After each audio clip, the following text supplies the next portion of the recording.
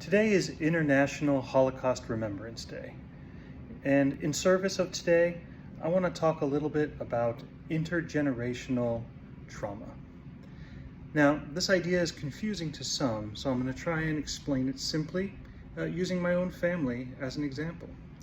My grandparents came over to the United States after World War II.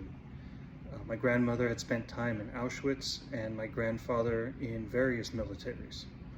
As a result of this traumatic ordeal, by the time they got to the United States, there was not too much trust for quote-unquote outsiders.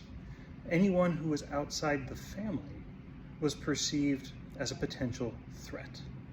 So when they raised their children, my mother and her brother, everything was in service of ensuring that they had their family around them.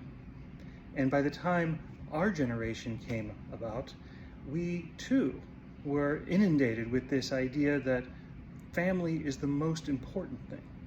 Now, that might sound good, and to some extent that is a good thing, right? Family does matter.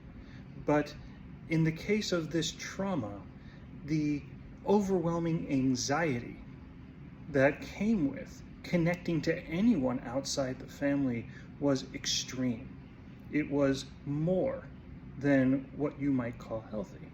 So you can imagine that even though I'm multiple generations removed now from the trauma of the Holocaust, a lot of the flavor of that distrust of the other remained in my life. It made it difficult often to connect to others and took a long time to work through.